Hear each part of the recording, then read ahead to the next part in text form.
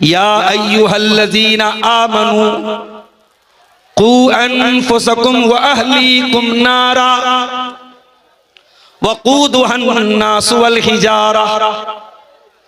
ऐ ईमान वालो, अपने आप को जहन्नम की आग से बचाओ, अपने परिवार को, अपनी फैमिली को, अपने बाल बच्चों को जहन्नम की आग से बचाओ। ऐ अल्लाह, दुनिया की आग जला करके खाक कर देती है, दुनिया की आग पेट्रोल से जलती है। गाड़ी में सीएनजी भरवाना और ड्राइवर कहता है गाड़ी से उतर जाओ, आग लग सकती है, खतरा हो सकता है। दुनिया में सीएनजी से आग लगती है, एलपीजी से आग लगती है, पेट्रोल से आग लगती है, डीजल से आग लगती है। ऐ अल्लाह, जहन्नम की आग कैसे जलेगी? फरमाया वक़ूदुहन्नासु वल हिजारा, जहन्नम की आग इंसानों से जलेगी, जहन्नम की आग पत्थरों से जलेगी। दुनिया में अपराधी जेल में जाता है, जेल में बिस्तर लग जाता है, तकिया लग जाता है, मोबाइल दे दिया जाता है। जो बड़े बड़े माफिया लोग होते हैं, अपराधी लोग होते हैं, जेल के अंदर भी उनको ऐशो आराम मिलता है, क्योंकि जेलर उनका अपना आदमी है, पुलिस वाला उनका अपना आदमी है। वो पैसा दे करके, रिश्वत दे करके अपने मतलब की बात बनवा सकते हैं। ऐ अल्लाह, क्या जहन्नम में भी अपराधियों को छूट मिलेगी? क्या जहन्नम में जो जेलर होंगे, जो रखवाली करने वाले होंगे, वो रिश्वत लेकर के किसी के साथ नरमी बरतेंगे? फरमाया नहीं नहीं, अलैहा मलाइकतुन गिलाजुन शिदादुन ला यासूनल्लाह मा अमरहुम। जहन्नम के अंदर रिश्वत चलबे ना, जहन्नम के अंदर सोर्स नहीं चलेगा, जहन्नम के अंदर किसी अपराधी को कोई छूट नहीं मिलेगी। जहन्नम में जो गया है वहां उसको जो जहन्नम की सजाएं हैं वो झेलना पड़ेगा। अभी हमारे अब्दुल हक साहब तकरीर कर रहे थे, मैं बैठा हुआ था, कुछ बातें मेरे कानों में पड़ रही थी। उन्होंने कहा कि आजकल नौजवान जलसे में तकरीर सुनने कम जाता है। अब क्या करने जाता है?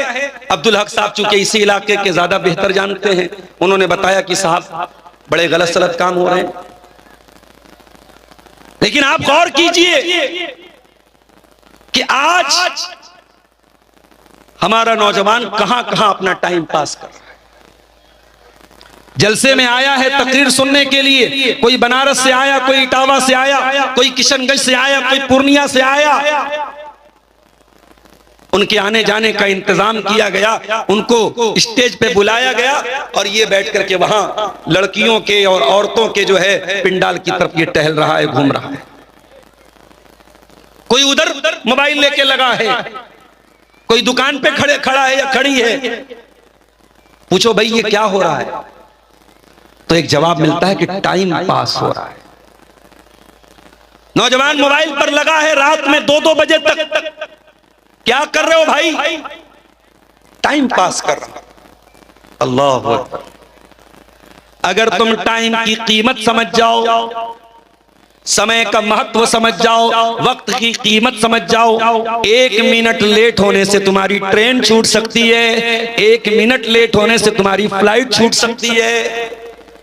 1 मिनट भी जिंदगी में इतना अहम होता है मेरे प्यारे साथियों, और हम नहीं जानते। अभी आज दोपहर में बनारस से एक साहब का फोन आया, उनकी लड़की की शादी थी 2 दिन पहले। उन्होंने कहा मौलाना आप आए नहीं शादी में। मैंने कहा भाई आपने दावत दी, आपका शुक्रिया, मगर हम लोगों के पैरों में पहिया लगा हुआ है। जहां में अहले ईमा सूरत खुर्शीद जीते हैं, इधर डूबे उधर निकले, उधर डूबे इधर निकले। रात में मैं होता हूं आपके रोशना में, आपके मनिहारी में, आपके लाभा में, आपके प्राणपुर में, सुबह पटना में होता हूं 6 बजे, 8 बजे बनारस में होता हूं। मेरा कोई ठिकाना नहीं है मेरे भाई। मैंने कहा शादी में मेरी दुआएं आपके साथ हैं, मैं शादी में नहीं आ पाया। उन्होंने कहा मौलाना एक बात आपसे कहना चाहता। मैंने कहा क्या बात है बताइए। कहा अभी तक मैंने किसी को नहीं बताया। मैंने कहा क्या बात है भाई, हमारे बड़े खास हैं। कहा मौलाना मुझे खतरनाक बीमारी हो रही है। मैंने कहा क्या हो गया? कहा कि कैंसर की बीमारी हो रही है। मैंने कहा कंफर्म हो गया? कहां कंफर्म हो गया। मैंने कहा कहां हुआ है? कहा खाने की नली में हुआ है। खाना खा रहा हूं, हलक के नीचे नहीं उतर रहा है। अल्लाह अकबर। 2 दिन पहले एक आदमी लड़की की शादी करता है, 1000 लोगों को खाना खिलाता है, धूमधाम से शादी कर रहा है, और 2 दिन के बाद मुझको फोन करके कह रहा है मौलाना दुआ कीजिएगा मुझे कैंसर हो गया। आदमी बुलबुला है पानी का, क्या भरोसा है जिंदगानी का। 2025 की नवंबर की आज की तारीख में आप यहां बैठे हैं 5 तारीख को। कोई गारंटी है कि आप अगले साल नवंबर में 2026 में जिंदा होंगे, आप या मैं? कोई गारंटी नहीं। मैंने तो 2025 की जगह 2026 कह दिया।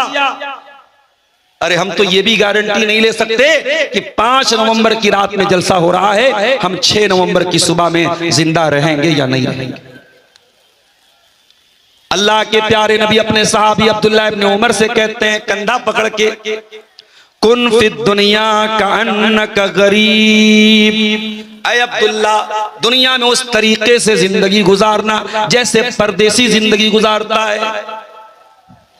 कटिहार का एक आदमी दिल्ली रह रहा है, मुंबई रह रहा है, कलकत्ता रह रहा है, फ्लैट भी ले लिया, मकान भी ले लिया, दुकान भी चला रहा है, कारोबार भी अच्छा चल रहा है, मगर है वो वहां पे परदेसी।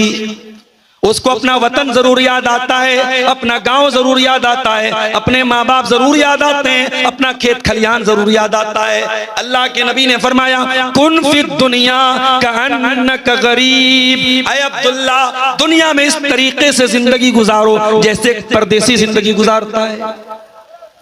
दुनिया से दिल न लगाओ। जगह जी लगाने की दुनिया नहीं है, ये इबरत की जा है, तमाशा नहीं है। ये इबरत की जगह है मेरे साथ। यहां टाइम पास कर रहे हो, बहुत भारी पड़ेगा, बहुत भारी पड़ेगा। कयामत के दिन जब अल्लाह जन्नत और जहन्नम का फैसला करेगा, और जन्नती जन्नत में जाएंगे, जहन्नमी जहन्नम में जाएंगे, तो जहन्नमी जहन्नम में जाने के बाद शोर करेंगे, चिल्लाएंगे, चीखेंगे, क्या बोलेंगे? वहुम यस्तरिकून फीहा रब्बना अखरिजना मिनहा नअमल सालिहन गैरल्लज़ी कुन्ना नअमल। जहन्नमी बोलेंगे ऐ अल्लाह एक बार तो हमको जहन्नम से निकाल दे, हम वादा करते हैं अब वो पाप नहीं करेंगे जो दुनिया में करते चले आए थे। अब तेरे रेड सिग्नल पर गाड़ी को आगे नहीं बढ़ाएंगे, तेरे ग्रीन सिग्नल पर गाड़ी को ब्रेक नहीं लगाएंगे, तेरे सिग्नल को फॉलो करेंगे, तेरे नियम को फॉलो करेंगे, पाप नहीं करेंगे, गुनाह नहीं करेंगे। अल्लाह ताला क्या बोलेगा? अवलम नुअम्मिरुकुम मा यतज़क्करु फीहि मन तज़क्कर। ऐ मेरे बंदो, आपको पूरा समय दिया गया, जवानी मिली, बुढ़ापा मिला, 50 साल के हुए, 60 साल के हुए, 70 साल के हुए, आपका समय शेष हो गया, आपका समय समाप्त हो गया, आपका वक्त खत्म हो गया। अब आपको समय नहीं मिलेगा। जितना समय मिलना था, जितना जीवन मिलना था, जितना वक्त मिलना था दुनिया में आप पा चुके। अब यहां कोई समय आपको नहीं मिलेगा। अब यहां आपको जहन्नम में जलना है तो जलना है, जाना है तो जाना है। मेरे प्यारे साथियों, आइए, बहुत लंबी तकरीर आपके सामने नहीं करना है। कुरान खोलते हैं और कुरान से पूछते हैं कि तू बता जिंदगी में ग्रीन सिग्नल कहां है और रेड सिग्नल कहां है। ऐ कुरान तू बता हमें क्या करना है, क्या नहीं करना है। कुरान बहुत सारी बातें बताता है, एक तकरीर में पूरा नहीं हो पाएगा। कुछ मोटी मोटी बातें, कुछ बड़े बड़े सिग्नल जो कुरान हमें ग्रीन सिग्नल देता है, कुरान हमें रेड सिग्नल देता है, वो दोनों मैं आपको बताऊंगा इंशाअल्लाह। कुरान का पहला पारा खोलो, कुरान कहता है अलिफ लाम मीम ज़ालिकल किताबु ला रैब फीहि हुदल लिल मुत्तकीन अल्लज़ीना युमिनूना बिल गैब व युकीमूनस सलाह। कुरान किसके लिए हिदायत है? कुरान मुत्तकियों के लिए हिदायत है। ऐ अल्लाह, मुत्तकी कौन है? फरमाया मुत्तकी की एक पहचान ये है वह युकीमूनस सलाह, वो नमाज कायम करते हैं। ऐ अल्लाह, मैं तो बड़ा व्यस्त इंसान हूं, बहुत बिजी हूं, मुझे दुकान भी देखना है, बिजनेस भी करना है, सरकारी जॉब में भी हूं, क्या मुझको भी नमाज पढ़ना है? अल्लाह कुरान में कहता है इन्नस्सलाता कानत अलल मुमिनीना किताबम मौकूता। ऐ मेरे बंदे, तू बिजनेस करे चाहे नौकरी करे, तू बिहार के गांव में हो या मुंबई और दिल्ली जैसे शहर में हो, तू जहां पर भी हो तुझको नमाज पढ़ना है। ऐ अल्लाह, मैं तो उत्तर प्रदेश का रहने वाला हूं, दूसरे स्टेट में आया हूं, क्या यहां पर भी मुझे नमाज पढ़नी है? लैसा अलैकुम जुनाहुम अन तक़सुरू मिनस सलाह। सफर की हालत में तुम कसर करके नमाज पढ़ोगे, 4 रकात वाली नमाज को 2 पढ़ोगे, सुन्नतें नहीं पढ़ोगे फजर के अलावा, लेकिन पढ़ना है तुमको नमाज। ऐ अल्लाह, किबला नहीं समझ में आ रहा है, वजू करने की ताकत नहीं है, तयम्मुम के लिए मिट्टी नहीं मिल रही है, क्या तब भी मुझे नमाज पढ़नी है? अल्लाह फरमाता है फत्तकुल्लाह मस्ततातुम, जितनी ताकत है उतनी अल्लाह से डरो, मगर नमाज तुमको पढ़ना है। अल्लाह अकबर, नमाज पढ़ना है। नमाज माफ नहीं है मेरे प्यारे साथी। जिंदगी में सबसे मुश्किल हालत जंग के मैदान में होती है।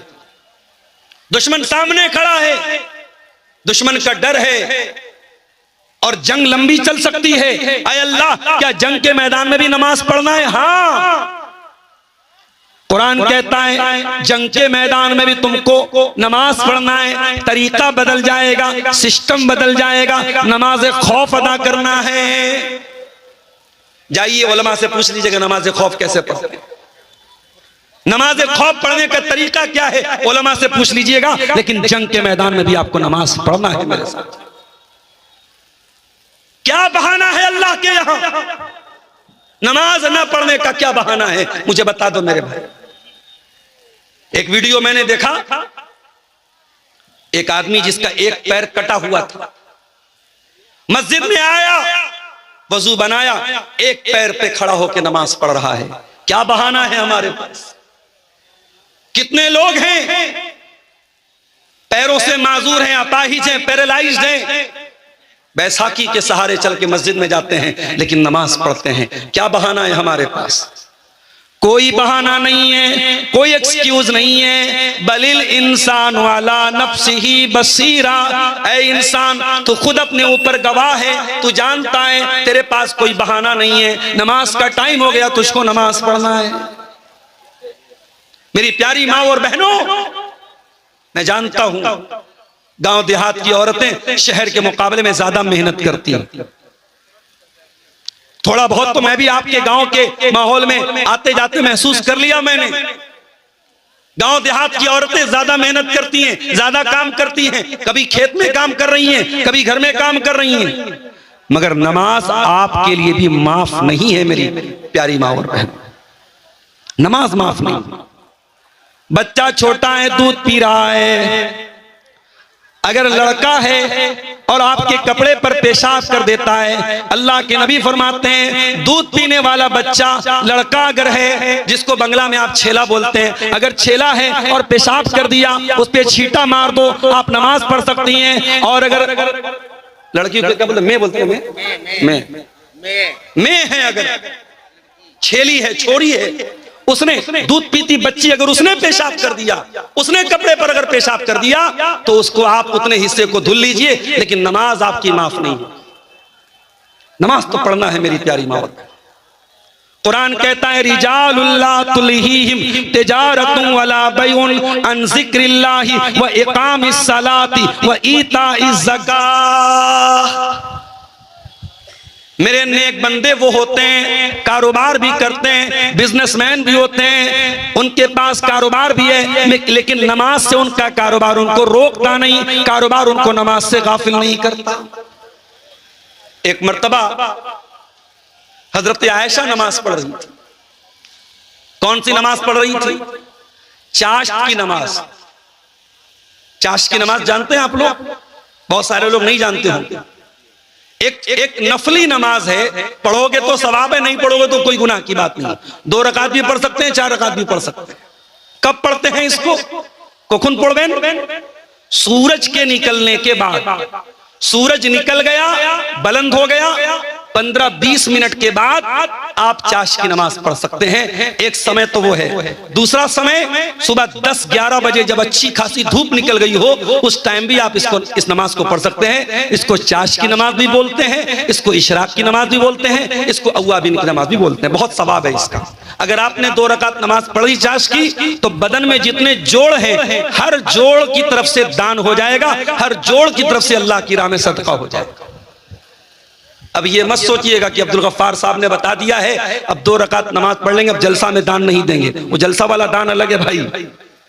वो दान आप मस्जिद मदरसे में करते रहेंगे, बदन के हर जोड़ पे जो सदका है, वो सदका आप 2 रकात नमाज पढ़ लेंगे चाश की, आपका अदा हो जाए। हजरत आयशा चाश की नमाज पढ़ रही हैं। मेरी कितनी प्यारी माए बहनें जो जानती भी नहीं होंगी कि चाश की भी कोई नमाज होती है। हजरत आयशा चाश की नमाज पढ़ रही हैं। उनका भतीजा, उनके भाई का बेटा जिसका नाम कासिम बिन मोहम्मद था, अपनी फूफी से मिलने के लिए आया। देखा मेरी फूफी नमाज पढ़ रही हैं और नमाज में सूरह तूर की आयत नंबर 27 तिलावत कर रही हैं, जिसमें अल्लाह फरमाता है जब जन्नती जन्नत में जाएंगे तो कहेंगे फमन्नल्लाहु अलैना व वक़ाना अज़ाबस समूम।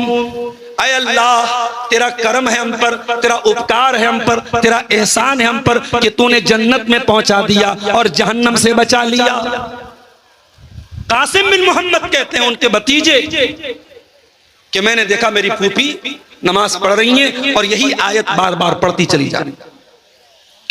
कहते हत्ता मलल, तो मैं थक गया और मैं वहां से मार्केट चला गया, बाजार चला गया और बहुत देर के बाद अपना सामान वगैरह खरीदने के बाद, अपनी जरूरत पूरी करने के बाद मैं आया। मैं क्या देखता हूं, मेरी फूफी जान उसी हालत में खड़ी हैं, उसी आयत को पढ़ती चली जा रही हैं और रोती चली जा रही हैं। फमन्नल्लाहु अलैना व वक़ाना अज़ाबस समूम। एक नमाज ये भी थी मेरे साथ कि एक आयत पर नबी की बीवी रोती चली जा रही है और पढ़ती चली जा रही है। और एक नमाज हम लोग पढ़ते हैं, शायर कहता है तुझे क्या मिलेगा नमाज में, तेरा दिल तो है सनम आशना, तुझे क्या मिलेगा नमाज में। हमारा दिल कहीं और रहता है, दिमाग कहीं और रहता है और सर सजदे में रहता है। होती है नमाजें अब भी तो दुनिया की निगाहों में, लेकिन होती है नमाजें अब भी तो दुनिया की निगाहों में, लेकिन एक सर को झुकाना याद रहा, एक सर को झुकाना याद रहा, सजदे की हकीकत भूल गए, ईमान की दौलत खो बैठे, इस्लाम की अजमत भूल गए। तो नमाज पढ़ना है हमें। और आगे बढ़िए, कुरान कहता है वआतुज़ ज़का, ज़कात अदा करो। यह भी कुरान का ग्रीन सिग्नल है। 52.5 तोला अगर चांदी है, 7.5 तोला सोना है, 85 ग्राम सोना है। सोने का रेट क्या चल रहा है, किसी को है मालूम? है ज्यादा है भाई, 1,30,000 के करीब चल रहा है। 30 हो गया था, अभी कुछ कम हो गया, 1,20,000 के करीब चल रहा है। 1,18,000। देखिए ये हमारे ज़ियाउल भाई सोना चांदी का ज्यादा लेन देन करते हैं, इनको मालूम है। सोना अगर आपके पास 85 ग्राम है, 24 कैरेट सोना, अगर आपके पास 22 कैरेट है या 20 कैरेट है तो थोड़ा कम कर लीजिए, क्योंकि उसकी कीमत कम होती है। अगर 24 कैरेट सोना कितना होना चाहिए? 85 ग्राम, 85 ग्राम या उससे ज्यादा, तो आपको ज़कात देना पड़ेगा, अनिवार्य है, कंपलसरी है, जरूरी है। अगर आप ज़कात नहीं देते हैं तो क्या अंजाम होगा? कुरान कहता है वल्लज़ीना यकनिज़ून अज़्ज़हबा वल फ़िद्दता वला युनफ़िक़ूनहा फ़ी सबीलिल्लाह। जो लोग सोना चांदी इकट्ठा करते हैं और उसको अल्लाह की राह में ज़कात नहीं देते हैं, फ़बश्शिरहुम बिअज़ाबिन अलीम, उनको दर्दनाक अज़ाब की खुशखबरी सुना दो। यौमा युहमा अलैहा फ़ी नारि जहन्नम फ़तुक़वा बिहा जिबाहुहुम व जुनूबुहुम व ज़ुहूरुहुम। क़यामत के दिन वो सोना चांदी जहन्नम की आग में तपाया जाएगा और उससे ज़कात न देने वाले की पीठ को दागा जाएगा, पहलू को दागा जाएगा, पेशानी को दागा जाएगा और कहा जाएगा हाज़ा मा कनज़्तुम लिअन्फुसिकुम फ़ज़ूक़ू मा कुन्तुम तकनिज़ून। चखो, यही है वो माल जिसकी तुम ज़कात नहीं निकालते। तो माल अगर है तो ज़कात निकालो मेरे प्यारे साथियों। ज़कात नहीं निकालोगे अल्लाह का अज़ाब दुनिया में भी बरसेगा और आखिरत में भी बरसेगा। और आगे बढ़िए, कुरान कहता है वलिल्लाहि अलन्नासि हिज्जुल बैति मन इस्तता इलैहि सबीला। जिसके पास इतना धन दौलत है वो अल्लाह के घर का हज कर सकता है, उसके ऊपर हज फर्ज है। अभी हमारे अब्दुल हक भाई जिस इलाके में सिमरिया में रहते हैं, वहां के करीब में सदलपुर एक गांव है, वहां मैं गया। एक हाजी साहब मुझको मिले, उनका बेटा बेंगलोर में काम करता है, अच्छा पैसा कमाता है। वो हाजी साहब नहीं थे, मैं उनको एहतराम में हाजी बोल रहा हूं। मैंने पूछा चाचा आपने हज किया? बोले नहीं मौलाना मैंने हज नहीं किया। मैंने कहा क्यों नहीं किया आपने हज? पैसा तो आपके पास है अल्हम्दुलिल्लाह और उम्र भी आपकी 60-65 साल हो गई, अब जिंदगी का कोई ठिकाना नहीं, हज क्यों नहीं कर रहे आप? तो वो चचा क्या बोले मौलाना साहब बहुत सारे लोग हज करके आके झूठ बोलते हैं, गीबत करते हैं, गाली बकते हैं, गलत काम करते हैं, इसलिए मैं हज नहीं करना चाहता हूं। हज करना आसान है, करके निभाना मुश्किल है। मैंने कहा चचा जान माफ कीजिएगा, आपका ये बहाना और आपका ये एक्सक्यूज, आपका ये उज्र अल्लाह ताला क्या चलबे ना, नहीं चलेगा ये। मैंने कहा एक नमाजी नमाज पढ़ रहा है और साथ में जिना कर रहा है, तो क्या आप नमाज पढ़ना छोड़ देंगे? रोजा रखने वाला रोजा रख रहा है और रात में मोबाइल पर ब्लू फिल्म देख रहा है, तो आप क्या रोजा रखना छोड़ देंगे? मैंने कहा आपके पास अगर माल है, हज फर्ज है, आप ताखिर मत कीजिए, पछताना पड़ जाएगा। अल्लाह का ग्रीन सिग्नल है। बरनाती के मेरे वो भाइयों और आसपास से आए हुए मेरे भाइयों और बहनों, अगर अल्लाह ने आपको इतनी दौलत दी है कि आप हज कर सकते हैं, आजकल एक आदमी के हज पे तकरीबन 4 लाख रुपए खर्च आ रहे हैं, यानी अगर मियां बीवी हज करने जा रहे हैं 8 लाख रुपए चाहिए। अगर आपको अल्लाह ने इतना नवाजा है कि आप अपने बाल बच्चों को खिला के पिला के आप 8 लाख रुपया आसानी से इंतजाम करके हज कर सकते हैं, तो हज फर्ज है। आप देर न कीजिए, आप ताखिर न कीजिए, आप जल्दी कीजिए, मौत का कोई भरोसा नहीं है मेरे प्यारे साथ। तो ये शरीयत का ग्रीन सिग्नल है। नमाज का टाइम हुआ, नमाज पढ़ो, रमजान का महीना आया, रोजा रखो, माल के ऊपर ज़कात फर्ज है, ज़कात दो, हज करने की ताकत है, हज करो। एक और ग्रीन सिग्नल बताता हूं शरीयत का। आप ईमान लाए, मुसलमान हैं आप, अब इस इस्लाम पर कायम भी रहना है, इस्लाम को छोड़ना नहीं है। इन्नल्लज़ीना क़ालू रब्बुनल्लाहु सुम्मा इस्तक़ामू ततनज़्ज़लु अलैहिमुल मलाइका, जो लोग अल्लाह को अपना रब मानते हैं और फिर उसी के ऊपर जम जाते हैं, कुरान कहता है अल्लाह के फरिश्ते आकर के खुशखबरी सुनाते हैं, अल्लाह तखाफू वला तहज़नू व अबशिरू बिल जन्नतिल्लती कुंतुम तुअदून। डरो नहीं, भय न करो, घबराओ नहीं, तुमको जन्नत मिलेगी जिसका तुमसे वादा किया गया है। ईमान पे कायम रहना है मेरी प्यारी बहनों। कोई इंस्टाग्राम पे आया, कोई फेसबुक पे आया, कोई व्हाट्सएप पे आया, प्यार के दो मीठे बोल दिया, तुम ईमान छोड़ने को तैयार हो। अभी कल की खबर है, मोबाइल पर मेरे पास मैसेज आया, बरेली में एक मुसलमान लड़की, नाम था नेहा अंसारी, इस्लाम छोड़ के अपने गैर मुस्लिम बॉयफ्रेंड के साथ 3-4 महीने तक उसके साथ बगैर शादी के हरामकारी करती रही, ज़िना करती रही, जिसको आज की दुनिया में लिव इन रिलेशनशिप कहा जाता है। आज की दुनिया में हराम तरीके से मर्द और औरत को रहने के लिए एक बड़ा अच्छा सा लफ्ज़ तलाश किया गया, लिव इन रिलेशनशिप। याद रखो, इस्लाम में मर्द और औरत के दरमियान कोई लिव इन रिलेशनशिप की इजाजत नहीं है, कोई गर्लफ्रेंड बॉयफ्रेंड की इजाजत नहीं है। इस्लाम में एक ही रिश्ता है मर्द और औरत के बीच में ताल्लुक को जायज करने का, और वो निकाह का रिश्ता है। और मेरी बहनों, बड़े अदब के साथ तुमसे कहना चाहता हूं, बड़ी मोहब्बत के साथ कहना चाहता हूं, मैं कभी कभी जलसों में जाता हूं तो पता लगा जलसे में कोई लड़की किसी लड़के के साथ भाग गई। अफसोस होता है, दर्द होता है, तकलीफ होती है कि दीनी प्रोग्राम है, जलसा है और वहां ये हरकतें हो रही हैं।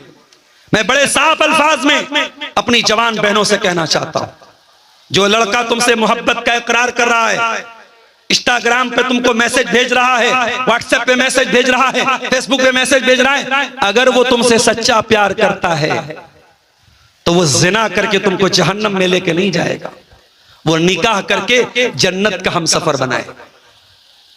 तुम नौकरानी नहीं हो, तुम महारानी हो, और महारानी से मिलने के लिए महारानी के पीए से मिलना पड़ता है, महारानी के गार्ड से मिलना पड़ता है। इस्लाम की नजर में औरत महारानी है, और महारानी का पीए कौन है? उसका बाप है, उसका भाई है, उसका गार्जियन है। आप से अगर कोई लड़का ये इकरार कर रहा है कि मैं तुमसे बहुत मोहब्बत करता हूं, तो प्रॉपर चैनल से आओ, सही रास्ते से आओ, मेरे वालिद के जरिए निकाह का पैगाम भेजो। मेरे वालिद तैयार हैं, मेरे गार्जियन तैयार हैं, मैं निकाह करके हलाल रिश्ते में तेरे साथ आऊंगी, मैं जिना करके हराम रास्ते से तेरे पास आके जहन्नम में तेरे साथ नहीं जाऊंगी।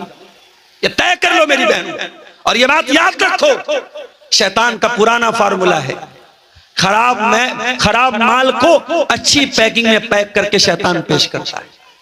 हमारे बाप आदम और हमारी माँ हव्वा को जब शैतान ने बहकाया तो ये कह के नहीं बहकाया कि पेड़ खा लो जन्नत से निकल जाओगे। अला अदुल्लुकुम अला शजरतिल खुल्दी व मुल्किन ला यबला। ऐ आदम, ऐ हव्वा, ये जो पेड़ जिसके करीब जाने से अल्लाह तुमको मना कर रहा है, ये पेड़ अगर खा लोगे तो तुम हमेशा हमेशा जन्नत में रहोगे। ये ट्री ऑफ इटर्निटी है, ये अमृत वाला पेड़ है, इसको खा लोगे तो कभी मृत्यु नहीं आएगी, कभी नहीं मरोगे। तो शैतान का पुराना तरीका है, कभी बेहयाई को फैशन का नाम देता है, कभी जिना को प्यार का नाम देता है, कभी शराब को बियर का नाम देता है, कभी नंगेपन को मॉडर्न और फैशन का नाम देता है। शैतान की पैकिंग से धोखा न खाना। कुरान कहता है इन्नहु लकुम अदुव्वुम मुबीन, शैतान तुम्हारा खुला हुआ दुश्मन। मेरे भाइयों, ये तो ग्रीन सिग्नल हो गए, अब आइए कुछ शरीयत के रेड सिग्नल भी देख लेते। शरीयत हमसे कहती है सूद न खाओ, या अय्युहल्लज़ीना आमनू ला ताकुलुर रिबा, ऐ ईमान वालों सूद और ब्याज मत खाओ। आपके गांव देहात में आज मुझे मालूम हुआ है सूद और ब्याज की बहुत सारी शक्लें चल रही हैं। छोटा छोटा अमाउंट 3-3 हजार रुपये लोग महीने का किसी के पास जमा करते हैं, और साल भर में 12-36 हजार जमा करके 40 हजार ले रहे हैं। ये 4 हजार जो तुमने एक्स्ट्रा लिया, ये ब्याज है, हराम है ये। और सूद खाने वाला अपनी सगी मां के साथ जिना करने वाले से बड़ा पाप कर रहा है मेरे साथ। सूद ना खाओ, ब्याज ना खाओ, बिजनेस करो, व्यापार करो हलाल तरीके से। 36,000 का तुम 36 लाख बना लो, मगर हराम तरीके से अगर 36,000 पे तुम 40,000 ले रहे हो तो ये 4,000 हराम की कमाई है जो अपने पेट में तुम डाल रहे हो मेरे प्यारे से। कुरान कहता है वला तक़रबुज़ ज़िना, ज़िना के करीब न जाना, ज़िना के पास भी न जाना। इसीलिए इस्लाम औरत को पर्दे में निकलने का हुक्म देता है। और बड़ी अजीब बात मैं देख रहा हूं आपके इलाके में, 70 साल की बूढ़ी मां तो पर्दे में चल रही है और 20 साल की जवान छोकरी बेपर्दा घूम रही है। मां बेचारी घूंघट भी डाले हुए है और चेहरा भी ढाके हुए है और कोई खास मेकअप भी नहीं है, और जवान लड़कियां मेकअप करके सज संवर के आ रही हैं, जलसे में आ रही हैं, प्रोग्राम में आ रही हैं। याद रखो मेरी प्यारी माओ बहनों, इस्लाम कहता है वला तक़रबुज़ ज़िना, कोई ऐसा काम न करो जो ज़िना के करीब भी लेके जाता हो। औरत अगर बेपर्दा चलेगी तो ये ज़िना के करीब लेके जाने वाला अमल है। इसीलिए अल्लाह के नबी फरमाते हैं ला यख़्लुवन्न रजुलुन बिइम्रातिन इल्ला वसालिसुहुमा शैतान। जब कोई मर्द किसी औरत के साथ अकेले में मिलता है तो वहां पे तीसरा शैतान होता है। इसीलिए इस्लाम में कोई एजुकेशन की इजाजत नहीं है। लड़का लड़की साथ में पढ़े इसकी इजाजत नहीं है। छोटे बच्चे अलग बात है, लड़की बालिग हो गई, लड़का बालिग हो गया तो साथ में पढ़े इसकी इजाजत नहीं है इस्लाम के अंदर। कुरान कहता है जिना के करीब न जाओ। और आज माफ करना, हमारी कौम में, हमारी समाज में हमारे जिना आम होता चला जा रहा है। अब तो वो दौर आ गया, लोग कहते मौलाना आज बहुत कम ऐसे लड़के मिलेंगे जिनकी कोई सेटिंग न हो, बहुत कम लड़कियां ऐसी मिलेंगी जिनका दामन गुनाहों से पाक और साफ। ऐसा दौर आ गया, हराम रिश्तों की ऐसी लाइन लग गई कि लड़के लड़कियों के साथ, लड़कियां लड़कों के साथ लगी हुई हैं। कुरान का ये रेड सिग्नल है, अपनी ख्वाहिशात को कंट्रोल करो, अपनी इच्छाओं को कंट्रोल करो। वला तक़रबुज़ ज़िना, ज़िना के करीब न जाओ। हाँ, जवान हो गए, लड़की जवान हो गई, शादी का इंतजाम करो। जहेज के चक्कर में ना पड़ो, बारात के चक्कर में ना पड़ो, हल्दी के चक्कर में ना पड़ो, मंगनी के चक्कर में ना पड़ो। सिंपल तरीके से निकाह करो, सुन्नत के मुताबिक निकाह करो, आसान तरीके से शादी। मुझे इसी इलाके के एक आदमी ने बताया कि आज ये भी हो रहा है, अगर बाप गरीब है, लड़की की शादी नहीं हो पा रही है तो कुछ घरों में लड़की को आजादी दे दी जाती है, तुझे जो पसंद आए तू भाग जा, हमसे कोई मतलब नहीं रहेगा। ऐसा भी हो रहा है। ये समाज में ये बेगैरती आ रही है कि लड़की के बाप को कोई फर्क नहीं पड़ता हमारी लड़की कहां जा रही है। गैरतमंद बनो मेरे भाइयों।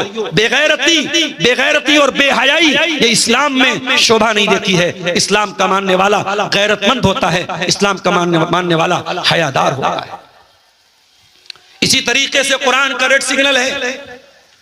कुरान कहता है या अय्युहल्लज़ीना आमनू इन्नमल खम्रु वल मैसिरु वल अंसाबु वल अज़लामु रिजसुम मिन अमलिश शैतान। शराब मत पियो, जुआ मत खेलो। नीतीश कुमार जी को कोई बता दे कि बिहार में शराबबंदी आज आपने कराई है, और पूरी दुनिया में शराबबंदी मेरे नबी ने 1400 साल पहले कराई थी, और आपको शराबबंदी का प्रचार करना पड़ रहा है, बड़े बड़े बैनर लगाने पड़ रहे हैं, और फिर भी इलीगल तरीके से बिहार में शराब बिक रही और पी जा रही है, और मुसलमान भी पी रहा है, गैर मुस्लिम भी पी रहा है। मगर मेरे नबी ने जब शराब को हराम किया था, मेरे नबी ने जब शराब को हराम किया था, कोई बैनर नहीं लगा, कोई लाउड स्पीकर लेके घूमा नहीं गया, कोई एडवर्टीजमेंट नहीं हुआ।